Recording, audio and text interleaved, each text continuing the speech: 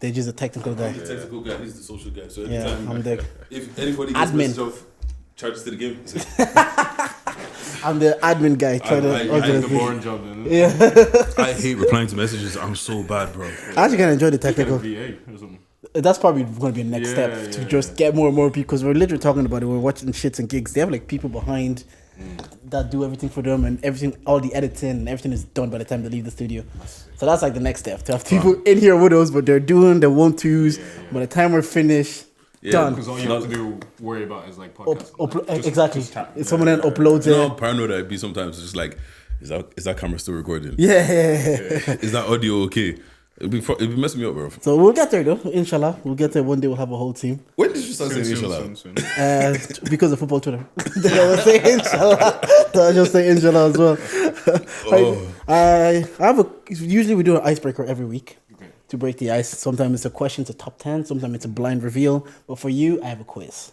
A quiz. 5-question quiz. You have one lifeline. I'm low-key scared. What are the questions? And the questions are like about your interests. Yes. Like, I've mixed and matched pop culture essentially. Okay. You have 5 questions. You have one lifeline. Deji doesn't know these questions either. Yeah, so your lifeline is ask Deji. Deji can help you out with a Wait, question. is this? Do you put something I'm actually going to know? Yeah, probably. Yeah. Because my general knowledge is bad. I'm not gonna lie to you. Right, let's go. Question 1. Wait, before this start, all I know is science and gym. So Don't worry. Let me ask you this. He said that's what you There's need. 5 questions. yeah. I'm gonna give you a line. Do you think you can do better than over or under 3.5 correct questions? Oh, yeah. Over yeah. 3.5. So you get 4 out of 5 right. That's what you're saying. Maybe half. So 3. That's it. Going to the under. You're going for the under. Okay, All right. yeah, shoot. How many muscles are in your arm? Okay. I googled this, so Google might be wrong. In your I'm letting you know now. Don't continue. Including your shoulders, right? I said how many muscles in your arm? Yes, Well, Google. Yeah. Okay, I'm trying to count 1, 2, 3, 4, 5, 6, 7, 8. Go for 15. Ooh, what Google told me is 24. 24. Okay, I'm wrong. Oh, your fingers. Yeah. I was never gonna get that. Right. Arnold Schwarzenegger won Mr. Universe 3 times. Name 3 movies he was in. And this is it. You can't say movies from the same trilogy 3 times. So, Arnold I can Schwarzenegger. say like Terminator 1. Exactly. I knew you would say that. Just 3 movies. Oh, this is 3 movies that Arnold Schwarzenegger is Oh, in. this isn't too bad. Terminator 1 is anyway. All right. What was he in? I know he's in a few comedies. Oh, if you want to use your left line, I've got one more that I can help you with. I'm not too sure. I think I have 2. I think.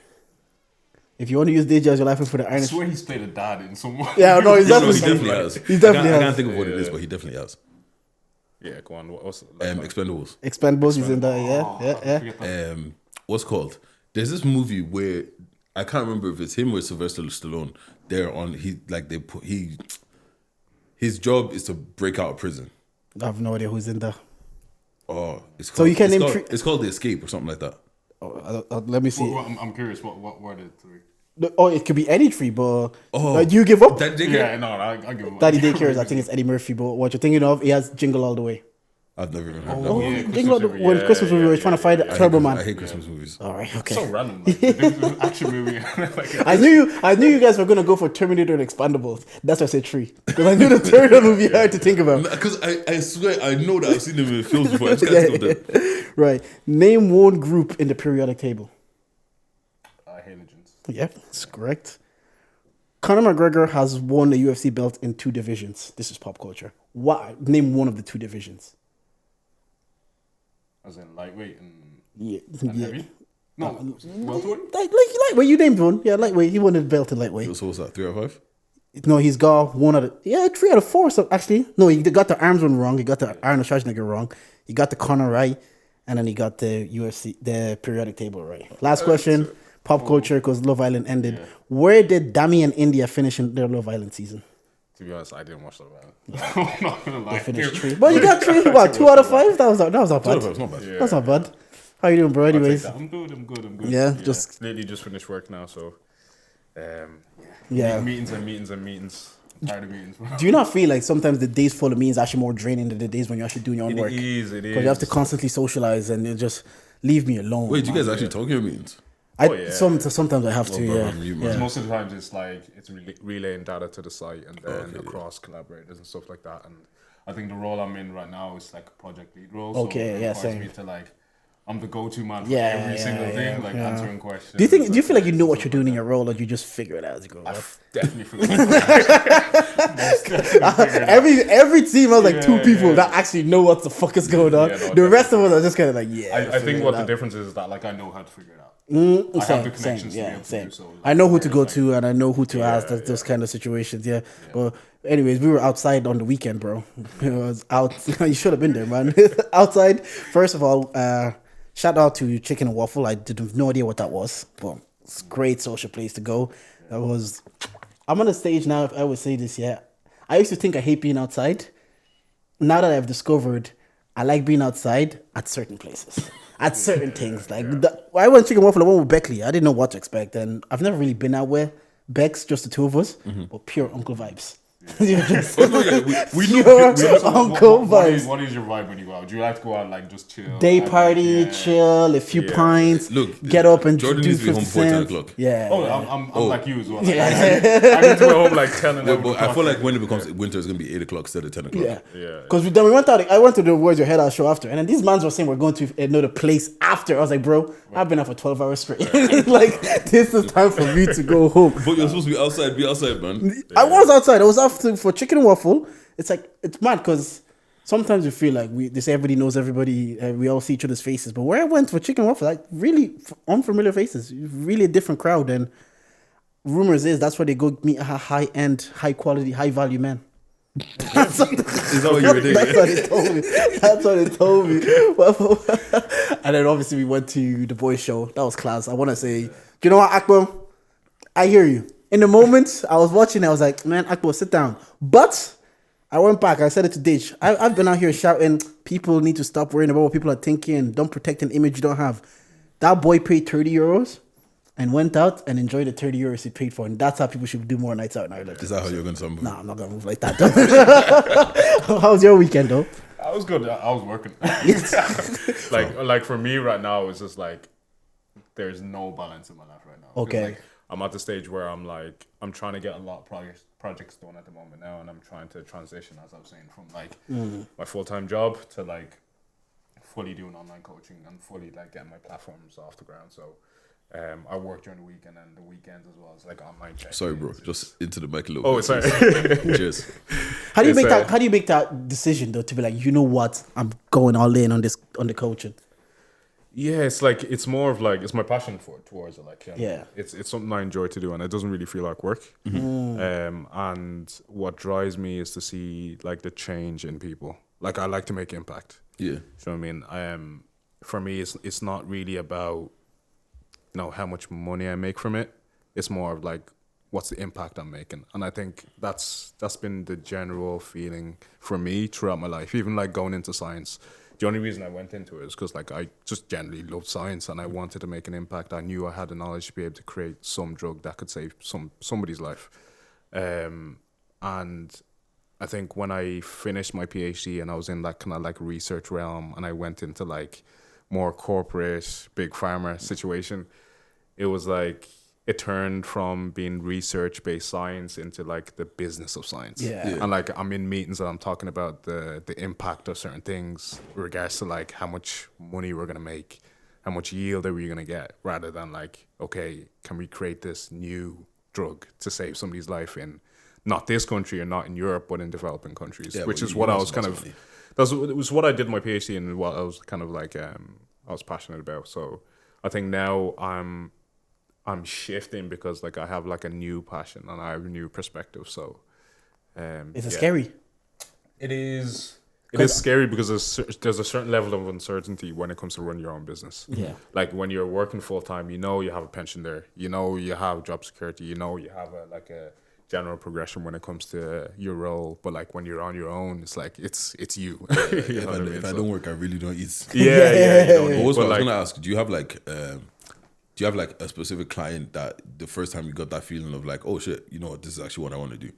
Yeah, so my very first client, he was a friend of mine actually, but came to me, he was like 140 kilos or something like that. His health was deteriorating. He came from a sporting background as well, and it stopped him from playing that sport. And we got to a stage where, you know, we got his health markers in a good place. He lost I think he lost like 45 kilos or something like that within the time that we worked together. And just seeing the impact that had, not only of him like getting back to his sport, but like his confidence through the roof, his relationships through the roof. So that's where like this online coaching is more just like getting people in shape. It's like checking in on how that's impacted their own life. Like, for example, Aqua right now. So this is a very, very, very good example. Confident young individual right now. Like, he's unstoppable. I saw him and I said it to him. I was like, "Yo, if I had this new body, I'll just off top right now. like- I'll just off the top right now." That's a walking advertisement right there. Yeah, like that's an example. Like me and Aqua go way back. Like we're like very, very good friends, and like just seeing his progression in terms of like the way he views life and like his confidence now is just like that's an amazing feeling. How did you get into the gym? So I'm coming from like a similar situation. Like knowing the impact it's had on me kind of spurred me to see if I can make that impact with other people as well. So I came from a sporting background as well. I grew up playing football from the age of like 8. Played at a high standard, played for Shells, played for Drogheda, and it got to a stage where it was like, you know, when you're like 18, 19, where it's either you go pro or you don't at all. That coincided with the time where like I was doing my leaving cert, and like I had like certain family issues that were going on at the time as well. And I think the pressure of everything caused me not to focus on football too much. And it got to the stage where, you know, scouts were looking at me and they were saying like, Yemi, your technical ability is amazing, but like you're a centre half and you don't speak. You know what I mean? You're not confident enough. You're not like, you're not outspoken enough. We need a leader. And unfortunately, I didn't have this like family support. Like, you know, Africans, like your parents don't come watch you play football. Like they're not really invested. But like I wished I had somebody there to be like, okay, keep doing this. You can really make it. You can like. You just need that confidence to be able to step out of your comfort zone. So all in all, I ended up just quitting football. Because, like, I like to say because, you know, I had other priorities like my leaving cert and other things. But, like, if I was to be completely honest with myself, like, I quit. Because it got too hard. Yeah. So when just on that, it got too hard for yourself, or did you like... You didn't have the support around you. Just the overall, every factor. Just put together. Yeah, because like, if you asked me when I was younger, like what I wanted to be, I wanted to be a footballer. Like I live and breathed football, like 24/7. Yeah. Thinking about football. I've said it on this pod many times. Like, all I ever did was go outside and play ball. All the time. So like, I think when that dream started to die down, because I felt like, I just wasn't able to be confident. I wasn't able to speak up. I wasn't able to like step out of my comfort zone. I was just like, maybe it's not for me. But like me, if I was to talk to myself like back then, I would say, Jesus, like, you know, just step out of your comfort zone, just do it. Like whatever it takes, just do it kind of thing. But all in all, I ended up like stop playing football. And I was like, okay, I need to take up something, because I was always very active. I needed to do something. So I knew that, you know, I wanted to get stronger. I wanted to get bigger, because it's like, for me, like I was into running, I was into football. So naturally, I was just very skinny. So I was like, okay, I want to build my physique. And so I started in the gym, trained for about like 2 years, and I seen a good bit of progress. And I went from just being kind of a beginner in the gym to being, okay, I want to step on stage and do a bodybuilding competition. And it wasn't because of, okay, I really love bodybuilding, or like I wanted to show off my physique. For me, it was more mental. So because I quit on something before, and I knew that a bodybuilding competition is probably one of the hardest things to do. I'm doing one right now, and like I would say, it's still hard to do. I was just like, okay, for me, for my mental, and for me to know that I can come out of my comfort zone and I can be confident, I'm just going to do this competition no matter how hard it gets. So I did that while I was actually doing my PhD, actually, and the final year of my PhD. So it was very challenging, but I came out the other end of it. And I came out the other end of it knowing that, like, okay, I can't step out my comfort zone. I can't do this. And that process also allowed me to love the sport. So that's why I can continue in the gym and I continue trying to build my physique. And I'm at the stage now where I'm stepping back on stage now to not in the sense of that, okay, I need to prove to myself, or it's more in the sense now that, okay, I'm really good at this. I can do really well. The point I want to ask is, like, you've mentioned, I think 4 times there that you quit. Yeah. Does that still eat you up now, or have you made peace with it because you're able to go into bodybuilding? I think I've made peace with it, and I know myself that, like, whatever challenges come my way, there's no way I'm quitting. Yeah, okay. Like, there's no way. You know what I mean? Do you feel like when you were there before you were about to quit, deep down, did you think you were gonna make it? Did you think that you had the ability to make it? I did. Like, technical ability. Most definitely. Did that hurt then? Like, actually give it up? Yeah, it hurt a lot. And, like, even my manager called me on the day. Like, I called him being like, okay, I can't do this. I'm going to have to drop out of the team. He called me on the day being like, Yemi, are you sure? Like, people are looking at you. Like, you can do this. But I just didn't have the confidence in myself to be like, okay, I can fulfill this other part of me that I needed. Well, did your coach, I know you said your coach called you or whatever, but, like, his words weren't, he didn't give you the motivation to keep it?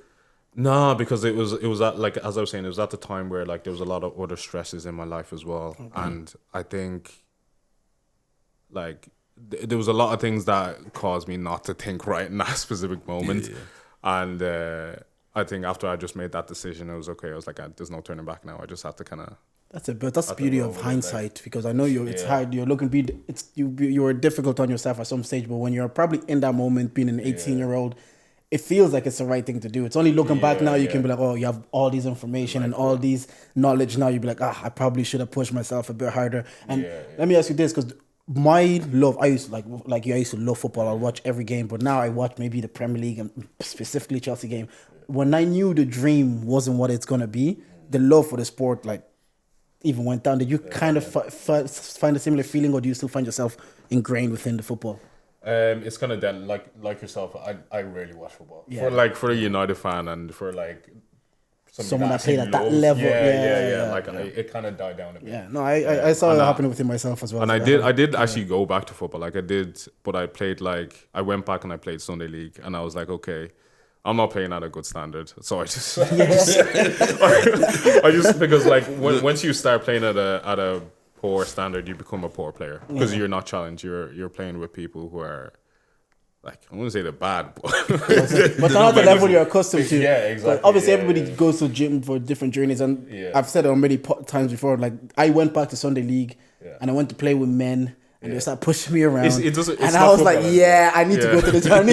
I need to start lifting weight because I'm like, right now I'm just too I wasn't so technically gifted I could get away with being skinny. And the funny thing was like, when I went back to playing football, like, hench, like, I wasn't the same player because I was a lot bigger. I couldn't sprint as fast. I get you. Do you do cardio though? I do cardio, yeah. Nah, fuck that shit. Fuck cardio, man. That's why you have that video. I went on the treadmill today again, dude. Like, people don't know that, like, cardio is, like, if you want to make progress in the gym, you got to do cardio. Because in the gym, I don't want to get too technical, but, like, I need free game. for you, that's why I need free. For you to be able to grow muscle, right, you need to train to failure. But if you're not fit cardiovascular wise, you might end that set because you're just gassed out. Yeah. And you're not reaching that failure point. So that's holding back your gains. Oh yeah, that's me 100%. Bro, I started off so strong. After that first set, I hate that you have to be honest, because I have to be honest with myself. So now it's like, I could have lived in my ignorance. I can do cardio now and again. Like, I'll leave it up. But now, like, I get it, because when I started going with my friend, he was going more often. Every session, he'll make us do cardio. It's like, because you don't want to gas out. You don't want to get to a point where you're even when I watch a lot of MMA now, they say a lot of fighters lose because they're tired. They just they lose not because they can't fight. They've done the repetition. They've worked hard. They've fought 30 times before. But at that very moment, they just gassed out. Once you get tired, all form goes out the window. Yeah. When I was playing football with that 5-a-side thing, I was doing good in nets. I got tired. They passed me the ball. I went to put my foot on there, and it just went under my foot. Because I was so tired. I was like, your brain and your body starts, like, reacting different because you're just, like, out of it now. But pop an intro. Yeah, let me pop an intro. Let's introduce who's on the pod. Anyways, and we're here. We are charged to the game. This is the podcast with the highest level of analysis to cultural needs. I'm Uncle Jay, but you mans call me Jordan, and I'm here with... Unless your girl's favorite voice, Big Deji, nigga with the Midas touch. And who do we have here today? Yeah, Yemi's Fitness. Let's go. And then don't forget, August 26th, Charger Karaoke. More announcements to come. Get your ticket. Links in the description. Links in the bio of our Instagram. We're going to have some of your favorite podcasters there. It's going to be giveaways, competitions, and dilemmas, podcast elements, everything included. Pull up, have a good time. Games, maybe prizes, you know. Whatever. Yeah. Oh, it's gonna be a good time. It's gonna be a fantastic time. Most importantly, we can be done by 10 p.m. Actually, what's good this week? Every week now we're giving our karaoke songs. Obviously, it's gonna be a different song every week. But what's your go-to karaoke song? What did I pick last week? Could it be any genre, yeah? Any genre, whatever. I'm gonna pick Afrobeat. I'm gonna go soft. I'm gonna go Davido if. Oh yeah. Banger. I want it that way. That's the ultimate white people song, man. What's good? Nelly and Kelly Dilemma, man. That's actually a hard song to do in karaoke. Oh yeah. I've done it. I've tried it before. It was actually pretty tough. You know what? There was one time we were just messing around doing karaoke. We're in Birmingham, whatever. Moyo and this other girl, Rennie. They did that as a back-to-back best karaoke performance I've ever seen in my life. And they hit every bar? They hit every bar. Bro, David, you know when they do storyline and like he walks away and then she grabs him. I was like, wow, crazy. So you guys are talented like this, crazy. Can any of you actually sing? Deji says he can almost outperform anybody on that day. Oh yeah. Anybody that wants to smoke, I'm with it. Let's go. Do you know Roz says she's no way you're beating her. She's picking out songs, outfits, everything. Like, that's cute. Like that's cute. Look, she shouldn't talk too smoky. I'll bring out backup dancers. You know she can actually sing. I'll bring backup dancers. Like who cares about your vocals when there's backup dancers? I'll get a nigga to do a flip and I win. Yeah, no. If someone does if you do March Madness and you flip on the beat, I'll give you the prize. But also, I wanted to ask you guys. Oh yeah, get the tickets August 26th. Let me wrap that up. I wanted to ask you guys: are your mates' beef also your beef? It depends. Cause me and my missus were having this conversation because she was telling me you're not loyal if your friends' beef are not your beef, and I'm like, I don't think men see it that way. Not really. I would say it depends. It really depends on what the beef is. Okay, give me an example where your mates beef. Because me and you did this pod, yeah. So there's certain people that you know I don't see eye to eye with, and there's certain people I know you don't really see eye to eye with either. Yeah. I might, if I'm in their vicinity, I might like say, "Hey, what's up? That's cool." Yeah. Bah. Am I a disloyal friend if I'm in their vicinity and I acknowledge their presence? No, that's calm. I don't think so. Especially if that's not way. Babe. Babe. I know you're not watching, but I'm pointing at the camera. If you're not watching, I told you. But if it's beef, yes. Yeah. If a guy maybe try to smash my boy's girl, or he knew about it and he tried to do weird shit. Yeah, you gotta give context to it though. That's what I'm saying. Not every, because her point of the point of view was like, nah, you gotta back the beef, and I'm like, not really. Context matters. What if you have that erratic friend that likes to start beef for no reason as well, bro? I can't back you. He just wants to fight. Like, have you ever been out with a person that gets violent when they get drunk, and now they're trying to get into Palazzo with everybody, and you just kind of like, it's not my own life. Yeah, no, I can't carry and I don't expect my friends to carry my beef, because I don't expect that if I don't see eye to eye with someone and Deji's in their general vicinity and Deji acknowledges the presence, that's known to me. Now, if me and my guy, and I start seeing the two of them being buddy, like hanging out, doing things together, and I don't see eye to eye with him, maybe then I might start like restricting information that I'm telling, for example, Deji, because I don't know what you're telling him, and you might be telling him nothing.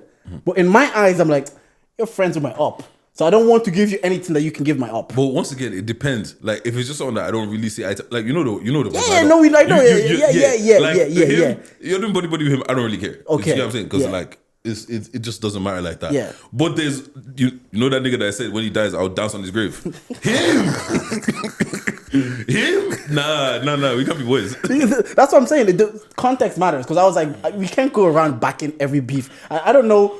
Sometimes I don't know why they just beef that guy. Now I'm here. I might not be again. I don't really want to be mates. For me, if it's just like you don't like that guy, like I'll still be pally with him. Yeah, like, that's if it's something like if it's something that you've done something offensive to him or to Yeah. a family or Yeah. to a friend or something like that, if it's something deep, Yeah. I'd be like, okay, maybe I should be with, because if you can do it to that person, you can do it to me. So. Because that's what I was saying. I was like, I don't think men see it that way. And she was saying, because you're not loyal. I'm like, what you mean I'm not a loyal friend? But the thing is, like, also, how often do we beef? Do you get what I'm saying? Like, there's very few times where I've had to think about, yo, do I have to back this? Yeah, it's sometimes not even beef. Sometimes it's like the content is like, I just don't see eye to eye with. Yeah, that's you guys' problem. It's not me. So now if they just doesn't see eye to eye with that guy, I'm in his general vicinity. Now what am I going to do? Just air? And what if I've been cool with that guy for time? Sometimes like I know the enemy of my enemy is my friend. Sometimes that's between you mans over there. Keep it over there in that general vicinity. That's why I don't like to get involved when people start beefing. Even remember those two that were beefing, the ones that I'm like, they're like brothers. Yeah. I removed myself out of that situation as quickly as I possibly could. Because what am I doing here? Is there a situation where you had to back your friend's beef though? Like you had to be like, yeah, I'm gonna take my boy's side over here. Physically or No, See, even the like things that the guys nothing like like that. they don't beef for long. It's like, well, the people I know, like it's just like you squash it very easy enough. Yeah. Whereas like I feel like with women it's like Yeah. and there's a lot more to beef about. They have a lot more to beef about. Because they don't like each other. They don't want to say No, you know this. Women are just mean. Like, and that's why they don't like each other. Like, you know what's funny? If you talk to enough women, yeah, I feel like women think I love when we all speak of for them women on this are podcast. more mean than they actually are. Like, girls always think other girls are mean. I'm like, that girl, the same way that you look at that girl, the same way she looks at you. Yeah. But they don't know that. They just think they're all bitches. Yeah. No, I think that hear comes it. from society though. There's a lot of competition between Oh, women, 100%. just due to like the social norms for women. So I think naturally there's gonna be beef. Yeah, I get it because it's kind of like how they make you feel like there's only room for like one or two. So there's sometimes there is only like because diversity and inclusion in it. Before there wasn't as many of them in certain rooms. So if one person had the position, it's like we don't like them at all. So it is Question then, yeah. Let's say you go out with one of your boys.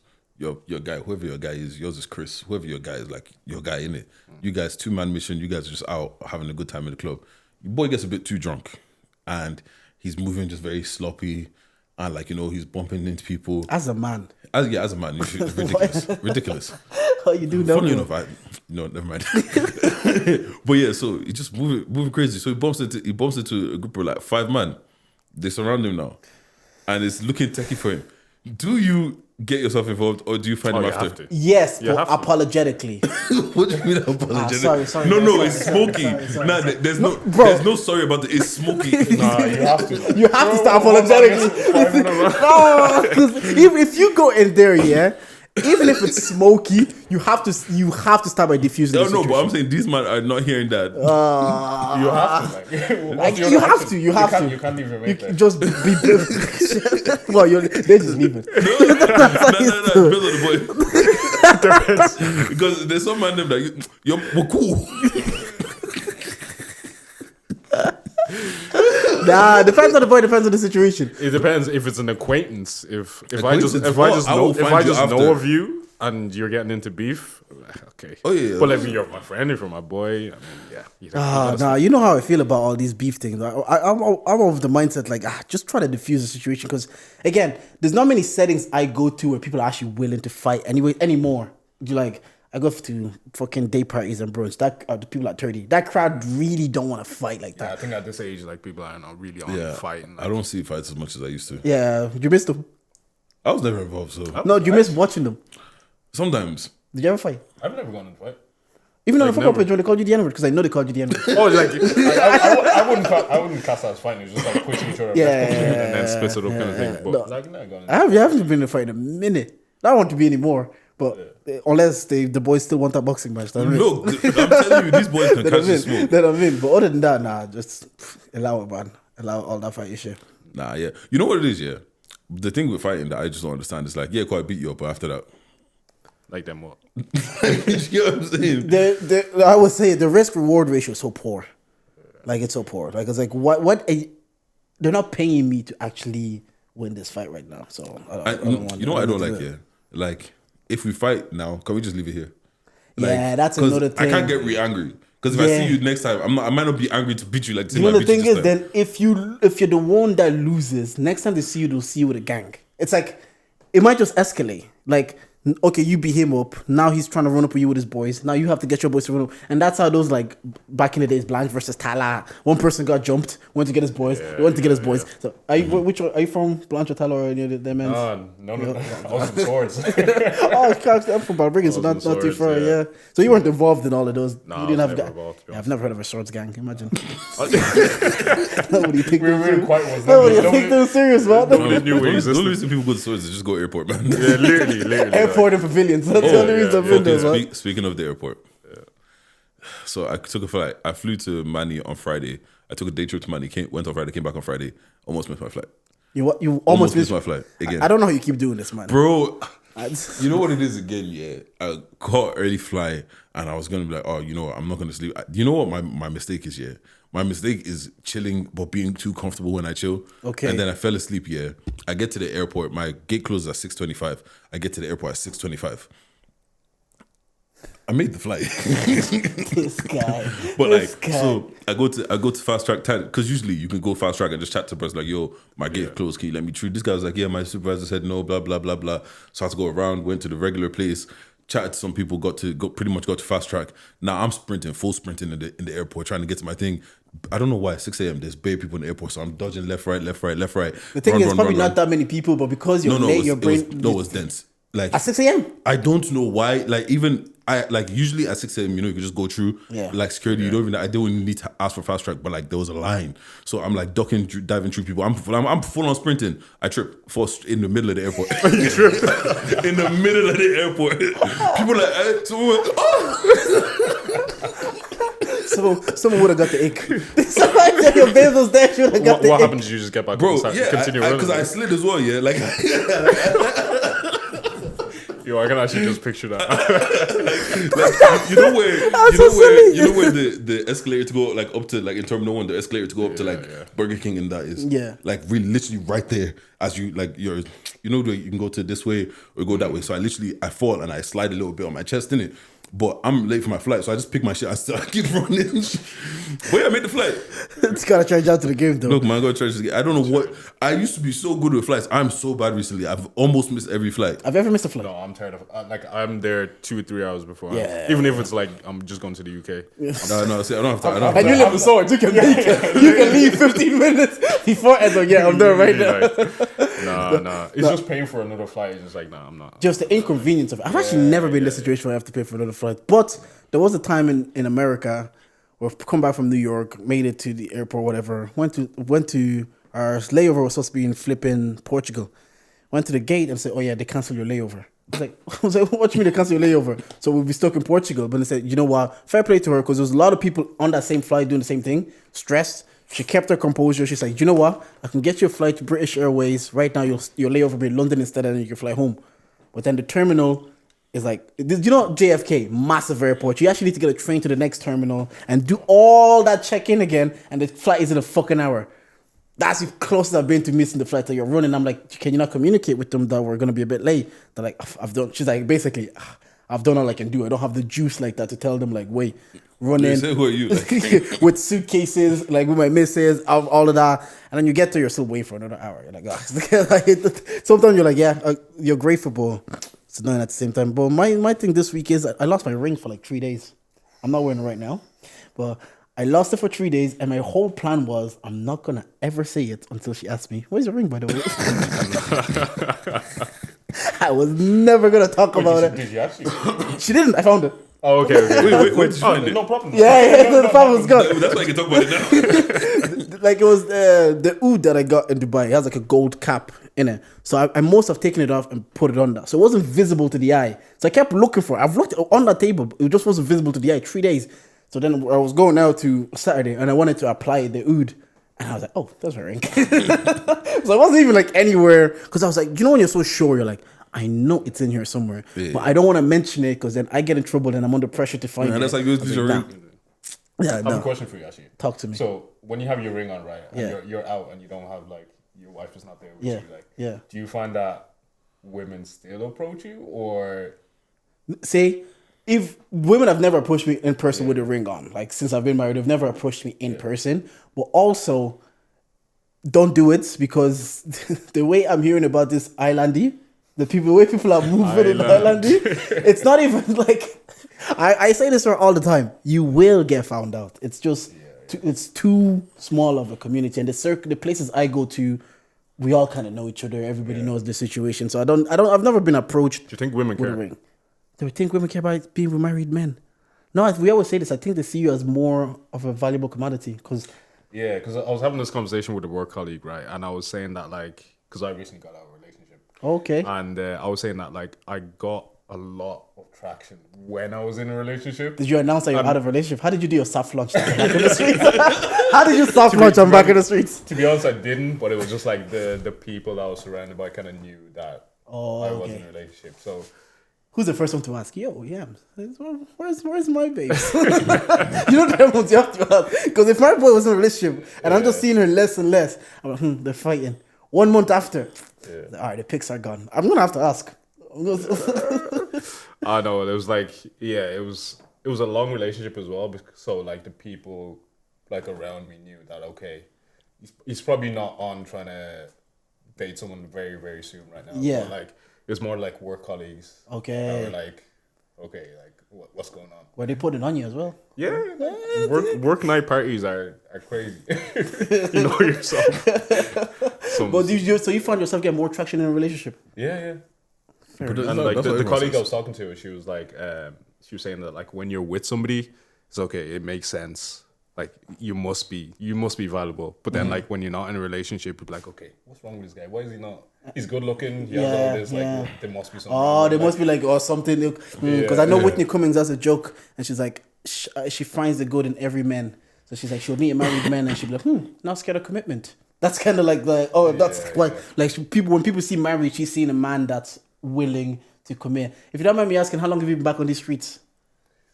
How long you back outside? A few months. It's fresh. Like. They say it's tough outside. How you like?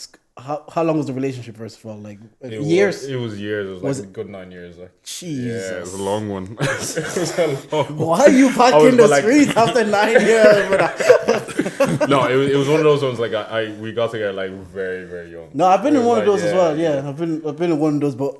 It was like very, very. It was I'm guessing at that stage, marriages talks were happening. You're about to go. Yeah, you're about to sign the contract, everything. Long-term deal. And I was like, wow. How's heartbreak as an adult though? Like you still have to go to your 9 to 5 and work. Yeah. You still have to like put a face. You still have to. Like you have to experience that shit. Sometimes I think you have to experience it when you're younger and you can kind of. But when you have nothing to do. When you can stay in bed for like the whole. Yeah, but now you're just like the day it happened as well. Like I literally had calls to jump on like as soon as it happened. I was like. Well, because sometimes like those situations, like I know there's a day it happened, but there's a build up to it happening. Yeah, you know, like there's always like sometimes like it's going to happen, but we just have to pull that cord. Like I knew it was gonna happen. You can feel it. Yeah, no, of course. The relationship doesn't end in a day. Yeah. It ends over a period of time, and they just like eventually, And it's a situation where sometimes I hear this, and it's like you just grow apart, grow out of love. Or does that happen? Yeah, I think like sorry, because I'm asking so many questions. Yeah, no. Like I think if you're in a situation like I was, where like you know you got together where you're very young, like your goals and like what you want out of life is completely different to like You're a whole different person. Like, do you know what I mean? So, and sometimes like people just kind of generally drift apart. Yeah, and I think that's kind of like what happened. And I think it's common. Yeah, it's very a lot of people go through it. So. I've said it in the previous episode. I was like, it's learning that people evolve and they evolve at different pace and they adapt and they become a new version of themselves and constantly having to learn to love the person who the person is becoming. Because I'm married now. Like I've met my missus when we were 17, and I see a different person now than I did when at that stage of our lives, and it's always accepting that maybe at some stage she's gonna grow faster than me, and I'll grow, like it's not linear. Always having to find that balance, and that's again, it is tough, and to always be like, okay, this is the version of a person. Have to learn to love this person, and you can fall out of love with a person. I've heard people that fall back into love with people of that situation. So. Well, I just want to know if the streets are cold or the streets how they're doing now, because all I hear is negative things about the streets at this stage of my life. To be honest, I'm not even on the streets. Like I'm not even really outside like that. Yeah, I'm not outside like that. But you're trying to now, like I guess it's handy for you because you can keep your mind preoccupied because what you're trying to do is become your own business. How's that going? Exactly. It's going good. Like it's I have a lot of help as well, just from the consulting company I'm with, and like I have a good bit of mentors as well within the space. So yeah, it's going really well. It's great to see it growing, and I like the fact that I am in charge of like what happens within the business, because when you're working 9 to 5, you're working with a company. Like at the end of the day, it's the people that are in the top tier that are going to make the decisions. So my creative side is coming out, and like I'm very much a workaholic, and ideas just pop to me like pretty much 24/7, and I like to see them come to fruition. So there's a couple of things I'm working on, not just like online coaching, but collaborating with some nutrition companies, collaborating with people who are specialized in kind of like the bodybuilding sphere. So I'm getting like a posing coach for my bodybuilding clients. I'm also looking to I'm getting like a marketing manager as well to put me in the face of like where Black people are, because like most of my clients are Black people in Ireland at the moment now. So it's going good. Do you feel like you probably feel the need to diversify, and you're gonna get like a marketing? Say most of your clients are Black people. We live in a predominantly white country, so to increase your clientele, you're also gonna need to tap into that market. How do you feel like you gonna go about doing it? Because we've talked about it, trying to do it from a content perspective, but sometimes we got feedback from Harry. Shout out Harry, if you mix all our clips, it says sometimes it's better to just double down into your niche and grow that niche rather than trying to. Diversify. I would definitely agree with that, because like when I first started online coaching, I took on everybody. Like I took on people of different cultures, like some Polish people, Irish people, Nigerian people, and I try to satisfy everybody. But I think when you double down on your niche, it makes you work a lot better, and I think the quality of your work is a lot better, because you're really good at targeting this specific niche and serving this specific level of clients. So. Yeah. I think I definitely agree with that. Yeah. And plus, what's called is online coaching, so you're not stuck to just Ireland. Exactly. So like I'm training people in Ghana, I'm training people in the States, training people in India, and stuff like that. So like it's that's the great thing about online coaching, is that I'm not restricted to living here. Like I can live anywhere in the world. I can target different people as well, and like through social media, which is like my main form of marketing. I have followers from like all over the world. So I'm not confined to just Ireland here. Was there a monetary point where you're like, what, I can make that jump from corporate to just doing this, or was it just like for the love of it, or was it like, no, I'm actually making enough money? Because you have to, you come across as a smart guy to me, so you definitely have done all the maths and. Yeah, most definitely. Like when I first started, it was like, okay, I'm just gonna do this on the side because I just love doing it, and it gives me a bit of money on the side of it as well, because it's hard out here in Ireland. Like it says it every week. It's very hard. So like. I think that passion drove the growth of my business so far, and like I'm at the stage now where like I'm making a lot more than I am making with my full-time job. So it's just now just making sure that I'm set now, but I'm not going to be set in 10 years. Do I have a plan in place for retirement? Like where do I want to see myself in terms of my own career progression? Because I don't want to be just the business owner, the online coach. I want to be able to lead a team of online coaches. So that's where I'm looking at going. So once I have that plan set in place, and once I have my my retirement plan, where I want to live, and kind of the look ahead, that's when you make the transition. Now, you said you loved science because you wanted to help people. And then as you got into the corporate side, you're more on the business side of science, and you're more removed from the people element. The more you grow and you start to lead a team, and they're going to be on the floor, you're going to be at the business side. How do you not know that the same passion or the same thing that's happened in science won't happen here? Yeah, so this is where it comes to like, you have to watch who you hire. So I'm not just going to hire any online coach. I'm going to hire people who I know that have the same values as me and who can give the same level of service to me. Because at the moment now, just looking at the market of online coaching, I think the one thing that separates me from all other online coaches is that like I genuinely care about people. Like I genuinely care about your progress, and I think I invest, like if you ask any of my clients, I invest in them a hell of a lot. So I want that standard to be kept whoever I hire. So it's also about that. And like I still will be online coaching, but I'll be kind of like the high ticket coach. The supervisor, essentially. Yeah. the supervisor, but then like the high ticket coach, where I would take on like really competitive bodybuilding clients, or like You'll people take on like who are Dave and Stormzy. yeah. That's who you'll be coaching. You must can coach stage. You know? I'm in Dubai coaching the Jenners. I actually had another question. So, how do I get a six pack and maintain the same body? Because look, I was when I first started, I was doing the shakes. I was getting bigger again. I had zero knowledge. I just saw I was a bit skinny, like for my age, and clothes weren't like I was getting gaps in my shirt. I didn't like it. I wanted clothes to feel nice on my body. So I started doing like you're just YouTubing things, no knowledge, creatine, protein shakes, etc. But then I started getting heavy. But because it wasn't natural, I was gassing out, like even running up the stairs, everything like bah. So I stopped going that method. My missus still today, she's like, I prefer it when you were a bit bigger. But I'm like, I hated it because I couldn't move as quick, or I couldn't do things as quick. But now, like, I'm okay now. But sometimes I look, I was like, I need a defined six pack. I need it to be there. That's very much achievable. And like time and time again, I've seen clients, they've come to me, similar situation to you. It's like, okay, you bulk, but you feel like you get too fat. Yeah. Or you cut and you feel like you're skinny again, and you're not big. So it's literally just all about education. There's ways to do it, and I think it's time as well. People want to do it very, very quick. They want to do it within a year, but like I look like this, but it's taken me like 8 good years to build up a good bit of muscle mass, so I look big and I can't be lean. So it's just about like being very realistic about your goal. If you want to do it naturally as well. Like, I should get. You know Oscar De La Hoya, the boxer? He got a 6-pack implant. Did you ever see that? The implants never look right. It looks so funny. I was like, what? It looks fake. It looks so fake. I was like, bro, you're 50 with a 6-pack like that. Chill, man. But no, Jordan, man, quick trip to Turkey, man. You sort yourself out. Because sometimes I do look like after the gym, I'll take a pic and like, I actually like. I don't want to like. I like how I look now, but I'm like, I just want the definition in the stomach to look like you want to see your pics and not your videos. Think about it, like when I'm in like my off season. So my off season is like my improvement season when like I'm trying to pack on muscle. I don't have a 6-pack when I'm in my off season. Like it's not like you're gonna have a 6-pack 24/7. So wait, how long is off season?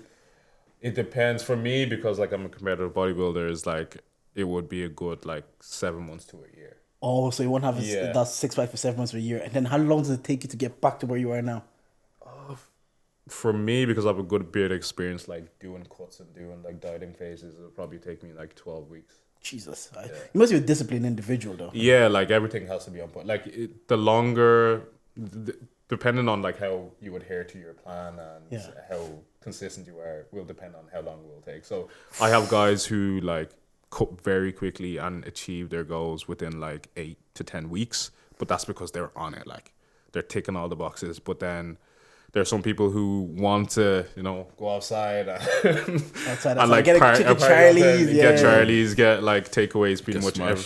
Yeah, exactly. Alcohol, that's gonna take a lot longer, but you have to be happy with the fact that okay, it's just gonna take me a bit longer because I want to do these other things as well, and that's okay. Like, you know what I mean? Do you drink as well or? I'm not a big drinker. That's fair because I'm trying to get tips here because I do love a cheeky takeaway and a wine on a Friday. Like that's like this guy will send snaps on a Friday 1:00. That's the weekend. For me, it's like for me, I have cocktails because they taste nice. Like alcohol to me doesn't taste nice. Okay. For me, like if I'm drinking, is that there's a purpose? Okay, I want to get locked, or like I want. It's not because I like to taste. So those work parties where they're trying to lips you, you're not drinking at those parties, no? No, not really. No. That's what he said. What's good? I was gonna ask about the bodybuilding competition. So how was your first one? Talk us through your first one when you get there. My first one, how it felt, all that. My first one was extremely hard, and me going into it not knowing what was involved was extremely hard as well. So I started off, I think about 90 kilos. And I was only training for 2 years, so naturally you don't really have that much muscle on you when you're like 2 years into training. So I had a good bit of body fat to lose, and I had 8 weeks to do it. So it was like the calories were extremely, extremely low. I was doing like 60 minutes of cardio plus my workouts. How many minutes of cardio? 60 minutes. I did 5 today, and my hip actually hurts. I'm not gonna lie. I think for the last 6 to 7 weeks, I was just doing like 60. I think it went up to about like 90 minutes cardio, That's barely football any match. calories. I think I was on about like 1,700 calories. 1,700 with 60 minutes of cardio. Yeah, like it was. This guy It was is crazy. extremely tough. But I went from being like 90 kilos to being 70 kilos on stage. So I was like 20. Over kilos. how much time? Sorry. Like 8 weeks. So it was. You can imagine, like I was dying. crazy. Like, and I said as well, I was doing my PhD at the time as well. So it was final year. Had to submit my thesis. I was in between. Like on my lunch break, I would go to the Trinity gym and I would just do my 60 minutes of cardio. Come back to the lab, go train afterwards, and then like try to get steps in as well. So it was madness. It was crazy, but it was all worth it when I got onto that stage and I was like, oh yeah, jeez, I did this. Yeah, Like, from what I looking- hear right now is like you're a high performer, played football at a high level, you have a PhD, so academic, you're doing well, bodybuilding competition, you want to start your business, so that's performing at a high level across a lot of things. What do you attribute that to? Because it must have the mental has to be Yeah. good, the emotional aspect has to be good. So for me, it comes from like family issues. Okay. to be honest. Like I grew up alone for a lot of period of time because my mom moved back to Nigeria when I was about like 15, 16, I think. And that's when we were like living in Santry at the time. So for me, it was like, okay, I need to do something to get myself out of this situation. I need to create a better life for myself. And it was either, okay, I just go out with friends and, you know, it was at that stage my friends just started drinking, going out, Yeah. just like focus on girls. I was like, okay, I can either do that or I can try and get myself out of the situation. So like, you know, I got a part-time job to fund myself throughout my college. And I just started grinding. I was just like deep into my books, deep into the gym, deep into football, anything I could do to try to get myself out of that situation. And ever since then, it's just been, okay, I can do that. How can I improve myself now? Like, what can I do next? So it's always been like, okay, what's next? I've done this, what's next? That's actually impressive because at that 16, it's easier to succumb to your situation because you're 16 and a lot of people could be a cop out. We've seen so many, not a cop out, let me not say that, because some people are truly a victim of their environment and the environment they're in really shapes who they are. And at 16, I can understand where someone would be like, you know what? These are the cards I'm dealt. I'm leaning into it. Me too. Let me start going drinking if this is what my friends are doing. F football. But for you now to just be like, take the other part. And Ashley, yeah, fair play to you because I'm hearing like play for Shelf, play for Drada, did a PhD, do my own business. Obviously, the company you're working for now, leading projects. So I don't know if A lot of it is time passion like, yeah, as well. Like yeah. a lot of these things that I'm doing at the moment, like I enjoy to do. Like I love doing them, and to think of that, like okay, I can make this a career is it's exciting to me. So I just want to put my best foot forward and like do as best as I can in it. And obviously, speaking from we spoke earlier about the football standpoint where you felt like you didn't have the family support and it kind of was discouraging and it kind of led for you to also I don't want to say the word quit because sometimes you go as far as you can and sometimes you just have to learn.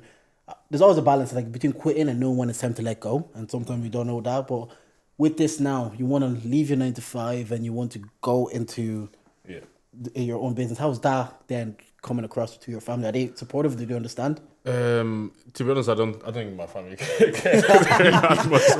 I think because they know Yemi G he's a go-getter. Like he's whatever he does, he's gonna do really well. So I think they have confidence in me in the sense that like if I go into this full online coaching, they know I'm gonna do it at the highest level. Yeah. Do you have siblings? So yeah, there's 7 of us. So Okay, it's a big family, but like the age gap is quite big. So we never really lived together for that long because you know they got older, moved out, started their family and stuff. But yeah. Because I only asked that because I was kind of thinking with the drive you have, do they only look at the other siblings and say, see what Yemi's See, that was the thing as well. No, that was the thing. Like, I had a lot of pressure on me because they did extremely well as well. Oh, okay. They were like, my sisters did extremely well. Like, my brothers did extremely well as well. So I was like, okay, I need to be on my shit. Yeah, no, because I have, I was going to say baby sister, but I have a younger sister, and sometimes she says that to me and my brother, like, because I'm also, obviously, in science, he's a software engineer, and sometimes she's like, sometimes I feel like there's so much pressure on me because you guys are perceived to have done well, and my parents would use that as an example. It's like, look at Jordan and Nathan, look what the life they've created for themselves, and this is what you have to do. And so sometimes she says it to me, she's like, I don't like this pressure. I don't like constantly being told like this is what you have to do. Yeah, you guys set the bar high. But we had to. It was just like, oh, you have to go to school. Yeah, I was similar. Like I have a little brother as well. You probably know him. He looks very much like me. Probably if I saw him, I'll probably recognize him. Yeah. But yeah, he's not really academic, right? Yeah. But he's so creative, like so creative. He has YouTube. He's very funny. Like I wish I was that was his level of funny. But I always say to him like, people have different talents, and you don't really have to succumb to what your siblings have done because they've done their PhD or they've gotten this certain level of education. You just do really well at what you like doing. Yeah. And that's how you're gonna succeed. Yeah. Yeah, but from his position, that's easy to say when you've done it. Yeah. No, it's true. It's true. Like, and it's not you that's going to put the pressure on him. Yeah. Yeah. I think it's self pressure as well, and that self pressure is good. And how you finding the content side of things? Because you're also you're low key a content creator now. Yeah. So you have a YouTube, you have you have Instagram. That's your biggest advertising tool now. Your marketing. How you find that side? Yeah, I'm loving it. I'm enjoying it. Like I think I really have a knack for like editing and stuff like that. If you have a look at my content, I'm a geek when it comes to editing. You need some of that on this team. Yeah, I enjoy that and like making content as well. Like at the start, you're a bit like apprehensive, a bit nervous about like what are people going to think of me like in front of the camera, or like when people watch me, are they going to think I'm weird or like. But like the way I see it now is that people actually gravitate towards you if they feel like they can relate to you. Yes. Yeah. And authenticity. If you're open and like you'll see in my content that like I'm not just all like, oh, this is going great, this is what I look like. But it's more of like, okay, what's the reality of what I'm going through now? So like at the moment I'm documenting my competition prep, so I'm showing you guys everything, like in terms of like how I'm feeling, if I have bad days, if I've gone up in weight, if I've like just kind of real life situations, and I think a lot of people can get inspired by that as well. Yeah, no, sometimes I think it's because I don't know how old you are, but we were like probably the last generation that grew up without social media being a thing. That sometimes we overthink before we post a video, blah blah. But it's actually so common and so more natural in this society now than we actually think in our brain. Because I actually rarely ever look at someone talking into a camera and think, oh, this is weird. Like my brain never thinks of like, oh, what are they doing? Whenever someone's talking into a camera, I'm like, yeah, this is just what everybody in society does. But I think we saw the side of it before this generation. So sometimes we overthink it. Because I know, like my younger sister's 14. I know she doesn't think it's weird. I know she will just be like, you're supposed to. Put your phone out and talk into a camera. That's the natural. No, I know, I get you. No, but we grew up when it wasn't, when people didn't put their real names on the internet. Everyone has an alien. So I do get why we still think it's kind of like, maybe I'm being corny, or maybe should I say it this way? Should I put out this content? No, but I also think it's just people are extremely, like people always put, like you put a spotlight on yourself, you're extremely hard on yourself. Do you get what I'm saying? Yeah. Like, because there's certain, I tweeted it the other day. I was like, there's certain situations where if somebody was telling you about it, you'd be like so empathetic and you'd be like, nah, you're doing your best. But if it was you in that situation, you'd be like, why the fuck did I do that? Like, I'm fucking this up. I'm doing this. People just aren't really kind to themselves. Yeah. Like a lot of people just need to actually chat to themselves, like they'll chat to their friends. Because like if anybody else chat to them the way that they chat to themselves, they wouldn't talk to that person, or that person would beef. But they talk to themselves that way all the time. Do you get I hear you. You have to give yourself the same grace that you would give someone trying their best, and because you're also trying your best. But at times we think because we're the main characters of our lives in our head, we think people are deep in what we're doing more than they actually are. Because for the most part, there's probably 15 people in the world that actually genuinely give a fuck about Jordan. Like my family, my close. There's actually probably like 15 people that like genuinely give a fuck about Jordan. But on the internet, I might do something. I might post a clip. I might be like, that sounds corny. I promise you, for the most part, people are scrolling past and going past it. I'm so critical. So that's why to your point. Like, but I'm so in my head about it. I'm so critical because I think all of these people like, what am I doing? But if I saw you with a piece of content, I'm not analyzing it. I'm like, that's kind of cool content. Yeah. It's what I'm telling, because like I have a group of clients now who are becoming personal trainers and they're trying to get their business off the ground as well. And I'm kind of like acting as a mentor. And it's the one thing I tell them as well, like nobody cares. Like people are more going to gravitate towards you and gravitate towards your business because like you're being real and you're putting yourself out there. I think in Ireland, within the Irish culture, just in general, we're very like closed. We don't like to share a lot. We don't like to put ourselves out there. We don't like, in the sense like we're too humble. We're too like, we don't like to say, oh, look at what I've done. But I think for you to be able to do something at a high level and to motivate people and to make an impact, you just need to put yourself out there. Yeah, and I was thinking just everything is corny until it's not. Yeah. Like no matter what you do it it's gonna be looked at as corny for a bit until it's like, oh, just that's the guy that does such and such and just leaves it like that. But actually, the other day I have a scar on my leg that I always forget that is there. But like it's an injury from primary school. I was gonna ask, what's the worst injuries you guys got in school? Oh, not in school, but I remember in the estate we're doing. You know, when everybody's on bikes. Yeah, I remember it so quick because I was actually traumatized to this day. To this day, we're doing races on the bike. Everybody lines up their bike. You cycle and you go to the finish line. I was on the BMX. I was cycle. The pedal stuck. Bah. Like see this guy here. Yeah, that's where I got it from because you're just, especially this is on concrete as well. So I just, you know how you sit at the airport. I did that across the tarmac, and it's so traumatizing because when everything it goes quick and slow at the same time. So when a bike flips, you're like your brain is like, oh shit. Fuck. So it's going slow for you, but it probably just went like energy probably. So that's. I wouldn't say it's it's definitely my most traumatizing. I'd say I probably got hurt worse playing football. Like I probably got hit, I couldn't walk for 3 days and I couldn't put pressure. I couldn't put pressure on my foot. I probably got those kind of injuries, but the most traumatic ones that sticks to my head is that one. Yeah, mine was probably it was in a school football match. Yeah. But I dislocated my hip, and it was right before I was supposed to go to France to play football.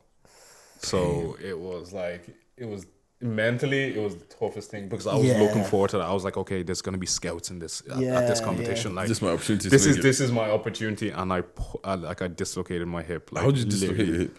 So I was a centre half, right, and slide tackling was a thing that I just loved. Even if I knew that, I was very quick. Even though what I used to do, right. So if a forward was chasing ball, I kind of slowed down a bit, right. Knowing that I can beat him for pace. I need a challenge today. Knowing that I could beat him for pace, and then I would let him get to the point where he's about to take a shot, and then I slack it at him. So I just love doing that. That was my specialty until the day I did and. No, so gotta play smart on the ball. Keep the feet going. What's your worst? How did that happen? What's called? I was at home. My auntie was pissing me off for some reason. I just told me to make a hot water bottle for her. And I was just going, and it literally just all split. It just went all on my leg. I missed school for 2 weeks, and then the second one was, you know those tiny rubber bouncy balls. So we're in school and we're playing dodgeball with it stupidly, and then someone throws it. It hits off 4 or 5 things, and it hits me right in the eye when my eye was open. Yeah, I'm supposed to wear glasses now, but you don't wear glasses. Yeah, because fuck that. Why do you wear glasses? Because my eyesight isn't bad enough that I can't see. Okay. But it's just but isn't that going to be harmful in the long run? You know what? Low-key, I feel like wearing glasses will fuck up my eyesight more than not wearing them. Would you ever get a laser eye? I've thought about it, but also, I'm not going to lie to you. If something goes wrong, get me out of here. Apparently those things don't last as well. You have to come yeah, back see, all of that.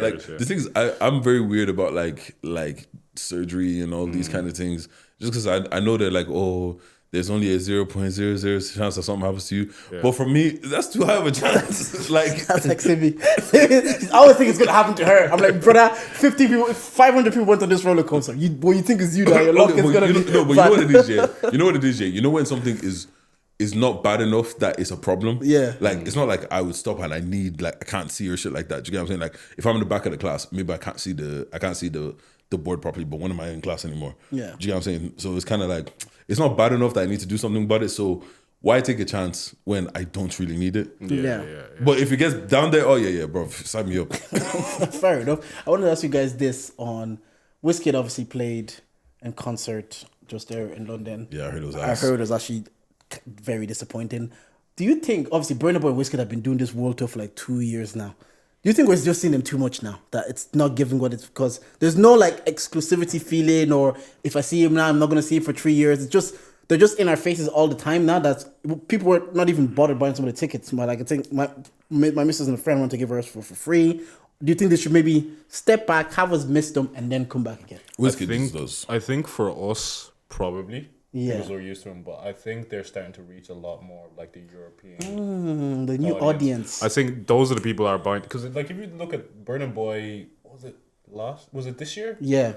A lot of the audience was just Irish people, just white people. To sell out the 3 Arena, you have to have bare white people. Yeah. But I think they're reaching that audience, so I think that's why they keep going. Because before we start recording, someone told me that Burna's releasing another album in a month, and I'm just kind of like, so that means he's just gonna go on tour again and start like it's same process. But maybe you're right because he's doing stadiums in America, so he's reaching an audience beyond That are us. new to Burna, So like, they people gotta already- want to see him as well. Also, yeah. Burna Boy strikes me as one of those people that just has songs. Yeah. Like, just has songs on. Like, you just make, like them Chris Brown types that would drop a 40 track album just for bands. Yeah. Like, I think Wizkid's problem is just that Wiz hasn't been the greatest performer for a while, and also I feel like this album was kind of, It wasn't like, it didn't really shake anything. Like, Made in Lagos was a bang. Yeah, Made in Do you get what I'm saying? So people wanted to go to that concert and everything. So now you're doing bigger shows. You're not just doing,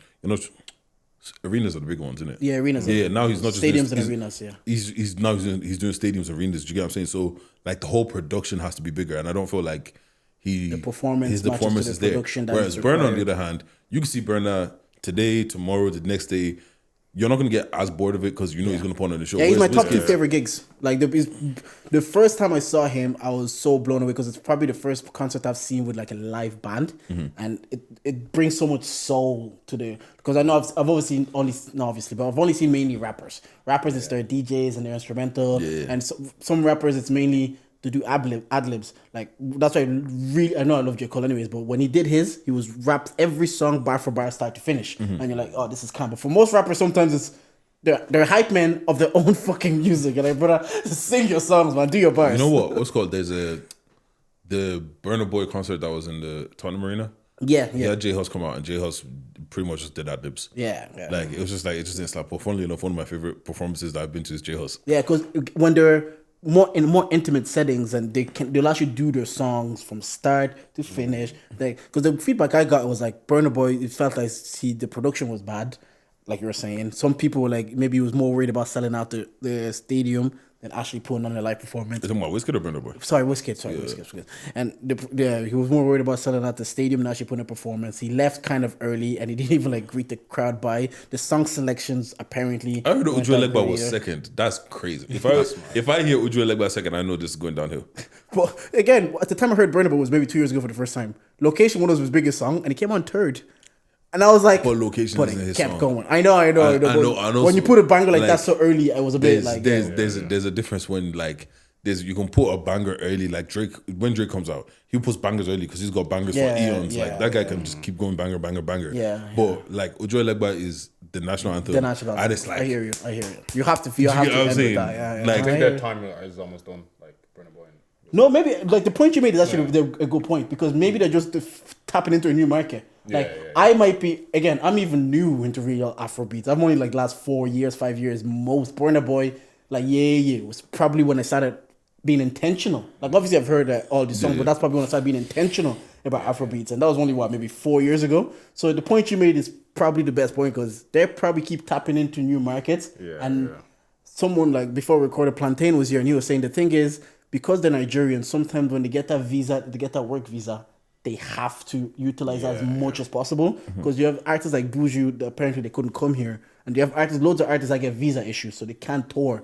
Whereas his point was, if you've given Wiz and Burna these work visa now, have to utilize, have to keep touring because what if next time they don't get the visa? Not to say they won't, but that was another point. So I guess those 2 points make sense. I guess if you're gonna tap into a new market and new audience, hey, tour, bro. Do your thing. I was just looking at it from our point of view. I feel like they've been non-stop touring for the last 3 years. Like I said it when the tickets came out. Wizkid isn't selling out the 3 Arena. Yeah, he's not selling out. Because like, bro, he just performed there.